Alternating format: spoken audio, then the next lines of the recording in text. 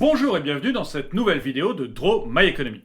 Aujourd'hui, on va voir comment vous risquez de perdre tout votre argent en bourse. On va parler du FOMO. Annalise est une merveilleuse infirmière. Tout le monde à l'hôpital l'adore. Au fur et à mesure des années, elle a mis un petit pactole de côté et elle avait bien envie de l'investir en bourse. En avril 2020, elle avait vu Tesla. La marque lui semblait bien, elle aimait bien Elon Musk et elle avait lu plein de choses intéressantes sur les voitures. Du coup, elle était sur le point d'acheter, mais elle a quand même voulu en parler avec des collègues. Et notamment, elle voulait savoir ce qu'en pensait Roméo, qui travaille à la compta.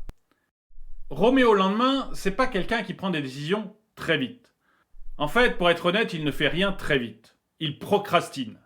Alors, pour ceux qui ne savent pas, la procrastination, c'est l'art de prendre son courage à deux mains.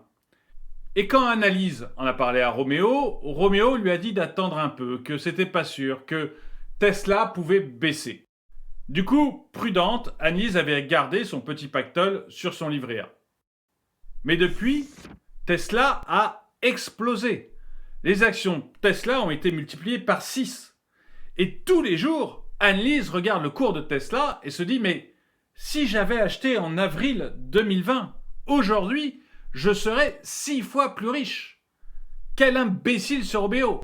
Et souvent, elle imagine toutes les façons dont elle pourrait le tuer. Par exemple, en rabaissant très rapidement la lunette des toilettes quand il vient boire. Et en même temps, Annelise se dit « Mais si j'achetais les actions Tesla aujourd'hui, je pourrais encore gagner de l'argent, je pourrais en gagner plus. » Et plus le temps passe, plus elle voit l'argent qu'elle aurait pu gagner et plus elle a envie d'acheter des actions Tesla. Et ça, c'est à cause du FOMO.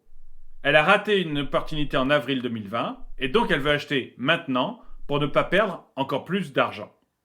Le FOMO, en fait, c'est ce qui mène des investisseurs à acheter des actions Tesla ou de la crypto-monnaie aujourd'hui, pas parce qu'ils y ont réfléchi, mais parce qu'ils voient que le prix monte et qu'ils ont peur de rater une opportunité. Et le FOMO, ça mène à la spéculation et aux décisions prises à la hâte. Le problème du FOMO, c'est que ça vous pousse à acheter des actions ou de la crypto-monnaie au moment où les cours sont déjà très hauts. Et le risque, c'est que vous arriviez au moment où le marché va baisser. Parce que les actifs ne peuvent pas toujours croître. Il y a forcément un moment où, par peur ou par envie d'empocher ses gains, les personnes qui détiennent les actifs vont se mettre à les vendre. Et où donc le prix des actifs va se mettre à baisser. Du coup, vous risquez vraiment d'acheter cet actif trop cher. Grosso modo, FOMO égale pas bien. Heureusement pour Annelise, elle a une patiente qui s'y connaît bien en bourse. Vicky. Vicky n'est pas mort, c'est une patiente très gentille qui est née le 1er juillet 1981. Elle est du signe du cancer. Tu parles d'une coïncidence. Et du coup, Annelise parle à Vicky de son problème. Doit-elle ou non acheter des actions Tesla ? Vicky voit bien que c'est du FOMO. Et elle lui donne 3 conseils pour éviter le FOMO. Le premier conseil, c'est que si elle a envie d'investir dans une entreprise, mais qu'elle sent que c'est peut-être par FOMO, il faut qu'elle écrive son idée sur un morceau de papier. Et le lendemain, ou quelques jours plus tard, elle relit son idée et elle est alors capable de décider si c'est une bonne idée ou une idée absurde. Bref, il faut se donner du temps pour ne pas céder au FOMO. Le deuxième conseil, c'est que si Annelise a trop envie d'investir, elle ne doit investir qu'une petite somme de ce qu'elle a. Par exemple, sur les 10 000 € de son livret A, elle peut investir que 1 000 € dans les actions Tesla. Et attendre avec les 9 000 € qui restent que les prix baissent ou qu'ils redeviennent raisonnables. La dernière astuce que lui donne Vicky, c'est de connaître le secteur dans lequel elle investit. Si Annelise ne connaît rien du tout au marché de l'automobile et au secteur boursier de l'automobile, alors elle ne doit surtout pas investir dans l'automobile et dans Tesla.